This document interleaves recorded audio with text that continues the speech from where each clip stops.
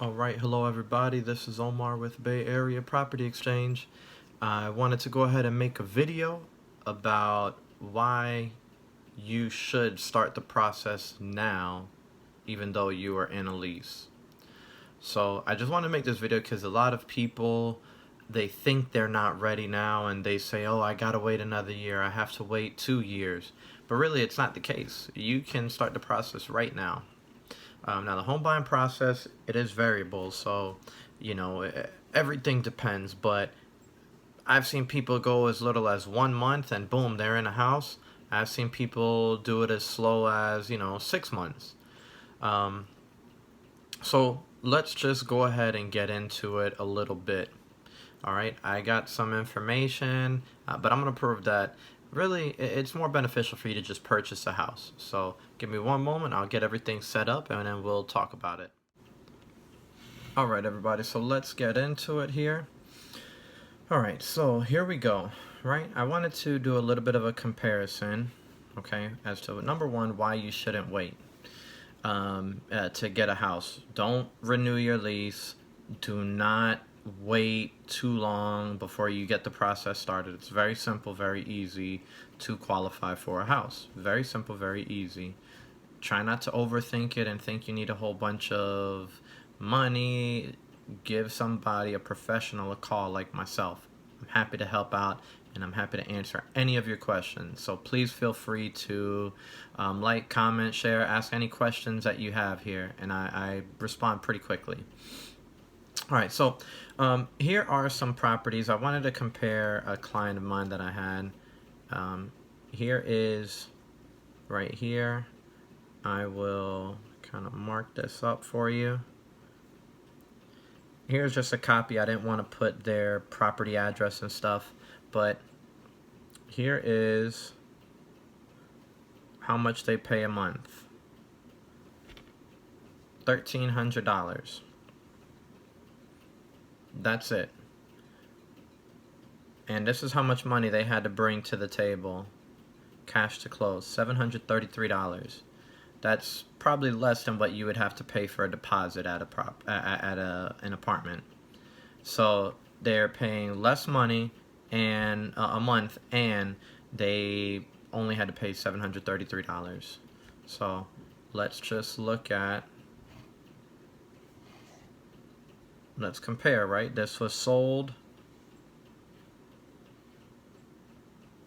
in April 11th, 2019. It's a 3-bedroom, 2-bath, 1,500 square feet. Not bad.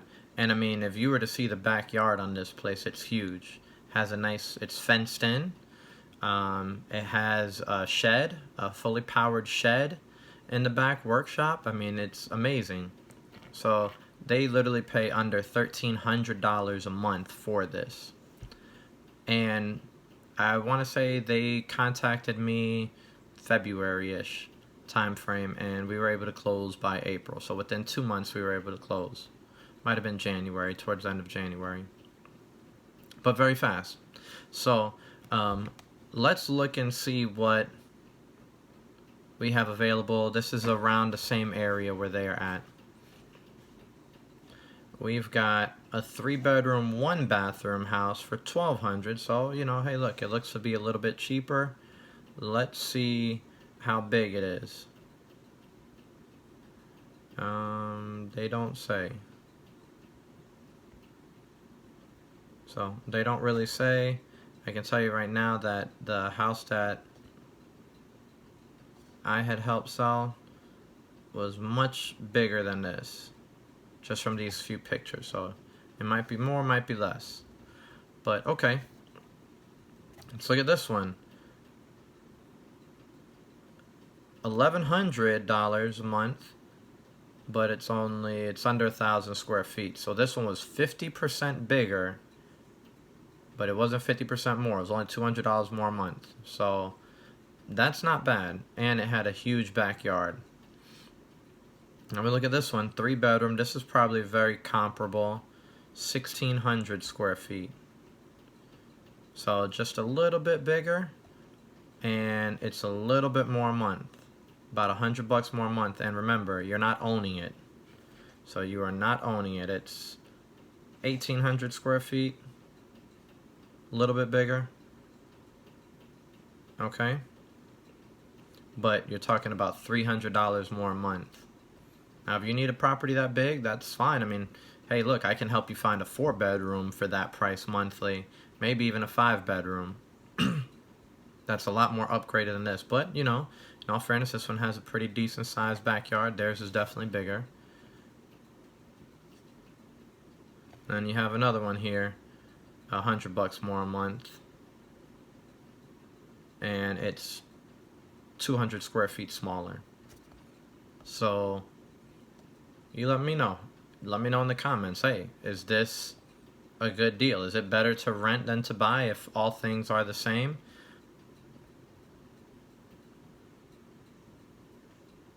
I don't know.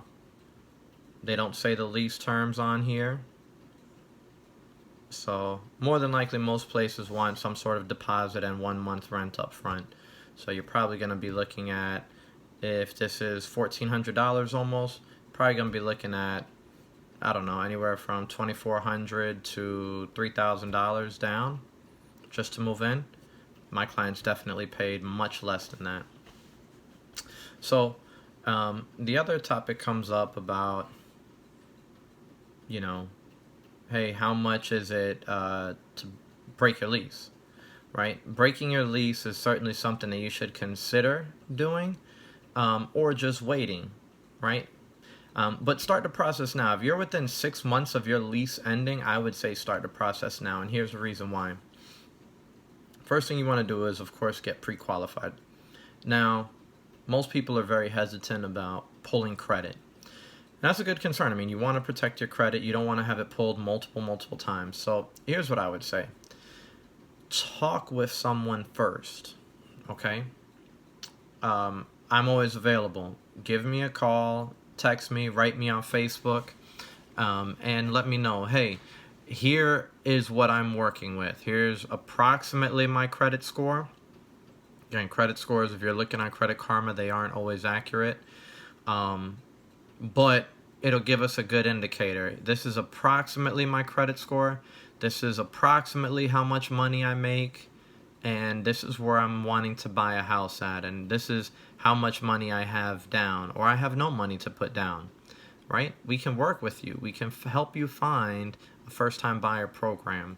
I prefer not to use first-time buyer programs for first-time buyers, but there are other things we can use, or in some cases, first-time buyer programs are okay. But none of the money is free. Go look at some of my other videos explaining about those first-time buyer programs. It is not free money. But a lot of times, most places will do what is called, you got to pay 2 months rent to break your lease. That is quite a bit. Some realtors may be willing, depending, on what price house you're looking for. I might be willing to, go ahead and help you out, pay some of your closing costs if you break your lease. We're certainly reasonable. We're willing to help people out. Here's one thing, though, that I did want to bring up. Something that's this is why I think that you should buy rather than rent. And this, I've personally seen people, this happen to them. In here, I want you to read this little clause here. And it says subordination of lease. This agreement and tenant's interest are and shall be subordinate, junior, and inferior to any and all mortgages, liens, or encumbrances now or hereafter placed on the premises by landlord. So what does that mean? Let's say I'm renting out my house and I decide to refinance it, okay? When I refinance it, I get a new mortgage on the property, and then let's say I default on that mortgage, something happens. Now, the bank is coming after me personally, the landlord, and they're going to take over my house, right? If you have a lease, your lease is junior, it's subordinate to that mortgage. So what does that mean? That means that bank is going to kick you out. It doesn't matter. that mortgage and them foreclosing on the house takes precedence. I literally have had a co-worker of mine that the landlord was just collecting rent on the property, and he knew he was going to be evicted. And all of a sudden, sure enough, the bank foreclosed on the property. He had to move out within 24 hours. And he had no clue that there was even an or there was a foreclosure process going on the property. Apartments are a little bit different. So if you're renting an apartment, you're probably a little bit safer. But if you're renting a home, that's something for you to be careful of. Guess what? If you purchase your own house, you know if you're going to be foreclosed on or not. At least I'd hope so. So, I just wanted to take this time to say this is going to be the best thing for you to do it. If you're within 6 months out, it'll take you about a month to go ahead and find a decent home, or to, let's say, fix your credit, to get all your documents together. Then from there, you go out shopping, right? You go out shopping, you find a property, and when you find that property, you put an offer in, let's say 30 to 45 day closings, right? So that already is a month to a month and a half. Take you a month to find your property. Now we're 2 months out, 2.5 months. Let's say 3 months with all of that paperwork. You don't have to pay a mortgage for about a good month to a month and a half, almost 2 months sometimes, depending on what day you close. It's a topic for another video. But if you consider that, you're looking at about 4 to 5 months before you have to make your first mortgage payment. So let's say your mortgage or your lease is up in December. We're currently right now October 1st as I record this video. If your mortgage or if your lease is expiring at the end of this year, you should be starting to look for a house right now. Right now. Now let's say your lease is up in 1 month. And you're like, I got enough money saved up. Start right now, today. Do not delay. Do not sign an additional lease. Go ahead and give your landlord notice that you're going to move out. We can try to find temporary housing situations. Or if you want to, you can go month to month with your landlord. But that's what I would personally recommend, because it is not worth it for you to be paying somebody else's mortgage, essentially. I use this example plenty of times when I purchased my first house. And by the way, when I did purchase my first house, I had just had an eviction on my credit a year before. I'm not telling you that you should allow yourself to get evicted to purchase a house. I'm just telling you what happened to me. If you get evicted and any legal penalties and fees you got to pay, that's on you. I'm telling you what I did and what worked for me. And I've seen other people purchase houses and they had evictions on their credit. So lenders a lot of times look over evictions, but don't get evicted. Avoid evictions if you can. And many times landlords are pretty comfortable with, hey, if you can find somebody else for them, they're comfortable with, maybe just letting go of your security deposit. But I use this example a lot. I'm sorry, I got off track. I use this example a lot. When I purchased my first house, it was in April of 2014.